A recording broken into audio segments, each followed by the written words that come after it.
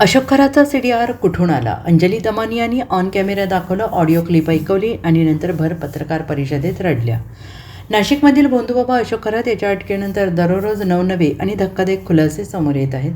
सामाजिक कार्यकर्ते अंजली दमानिया यांनी या प्रकरणात एक खळबळजनक दावा केला होता. दमानिया यांनी थेट अशोक खराच्या मोबाईलचा सीडीआर म्हणजेच कॉल डेटा रेकॉर्ड समोर आणला असल्याचा दावा केला. त्यांच्या म्हणण्यानुसार राज्याचे उपमुख्यमंत्री एकनाथ शिंदे यांनी खरातला तब्बल 17 वेळा फोन केल्याची नोंद या सीडीआरमध्ये आढळून आलेली आहे. अंजली दमानिया यांच्या दाव्यानंतर त्यांच्याकडे नेमका सीडीआर आला तरी कुठून, असा सवाल विरोधकांनी उपस्थित केला. आता अंजली दमानिया यांनी पत्रकार परिषद घेऊन याबाबत खुलासा केला. याबाबत अशोक खरातचा सीडीआर कुठून आला याबाबत अंजली दमानिया यांनी पत्रकार परिषद घेत माहिती दिली.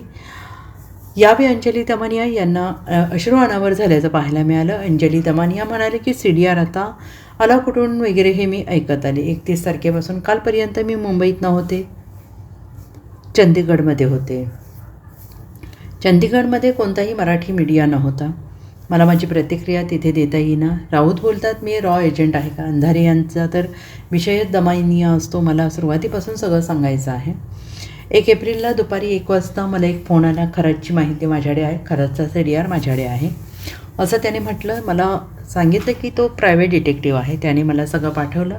रात्री मला वेळ मिळाला, मी सगळं बघितलं. त्याने कंपनीचं नाव वगैरे सगळं आलं. एक्सेल शीट खरी आहे का हे तपासायला मी क्लाउडवर टाकलं असंही त्याने म्हटलं आहे. काल मी एअरपोर्टला बसले होते परत मुंबईकडे येताना, तेव्हा मी सहज म्हणून प्रभाकर काळे जे एकनाथ शिंदेचे पीए, त्यांचे काही 6 नंबर्स आहेत, त्याच्यापैकी 2 नंबरवरनं म्हणजे एका नंबरवरनं 11 कॉल आणि दुसऱ्या नंबरवरनं 1 कॉल, म्हणजे शिंदेच्या 17 व्यतिरिक्त आणि त्या दीपक लोंढे जो केसरकरांचा माणूस आहे त्याचे 189 कॉल व्यतिरिक्त प्रभाकर काळेंच्या फोनवरनं सुद्धा 12 कॉल खरातांना आले आणि गेलेत. त्याच्यापैकी फक्त 2 खरातांनी त्यांना केले होते. बाकीचे सगळे कॉल प्रभाकर काळेंनी. आता ते कोणी केले, काळेंनी केले का शिंदेनी केले का फलाण्यानी केले, मला घेणं देणं नाही. माझा राग या गोष्टीवर आहे की हे सगळे राजकारणी अशा भोंदू लोकांना प्रोटेक्ट करतात आणि ते बंद करण्यासाठी या सगळ्यांना सुद्धा शिक्षा झाली पाहिजे किंवा त्यांचं स्टेटमेंट घेतलं काय पाहिजे की तुम्ही 17 कॉल त्यांना का केले. रुपाली चाकणकरांनी 177 कॉल त्यांना का केले. सुनील तटकरेंनी, चंद्रकांत पाटलांनी, आशिष शेलारनी, सगळ्यांनी कॉल का केले. आणि पुन्हा त्या कॉन्स्पिरसी थिअरी बाई ज्या आहेत ना, अंधारे बाई, त्या म्हणतात की त्यांनी अँटी सीएम लॉबी विरुद्धच केलं. अँटी सीएम लॉबी, तुम्हाला मी अख्खी लिस्ट देते सीएम लॉबीची, त्याच्यात एकही कॉल नाही. त्याला मी काय करू, उपटू, नवीन घालू त्याच्यात? तुम्हाला पाठवते मी सीडीआर, शोधा तुम्ही कोणाचे कॉल आहेत ते.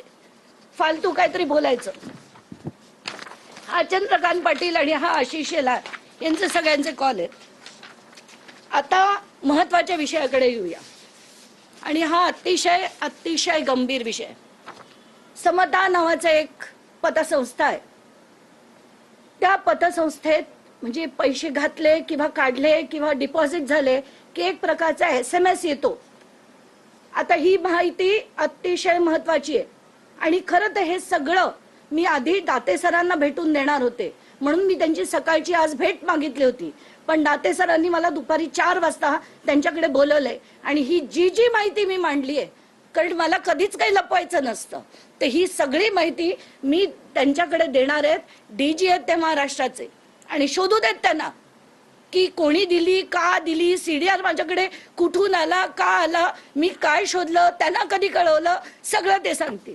एवढंच नाही, आता पुन्हा आपण त्या सगळ्यात महत्वाच्या विषयाकडे येऊया.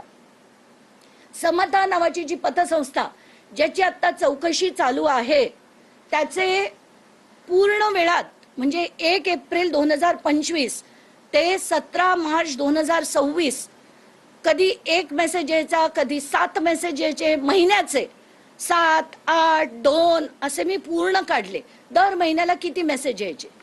पण आता महत्वाची हे ऐका, 27 जानेवारी म्हणजे अजित पवार गेल्याच्या, त्यांचा अपघात झाल्याच्या 1 दिवस आधी 17 SMS होते समताचे. 28 जानेवारी ज्या दिवशी अपघात घडला त्या दिवशीचे 19 मेसेज आहेत. 29 जानेवारी त्याच्यात 10 मेसेजेस आहेत. 30 जानेवारी 8 मेसेजेस आहेत. 31 जानेवारी 8 मेसेजेस आहेत. हे दिवसाचे आहेत. जेवढे कधी महिन्याचे पण नाही यायचे तेवढे एक एक दिवसात समताकडनं मेसेजेस आलेले आहेत.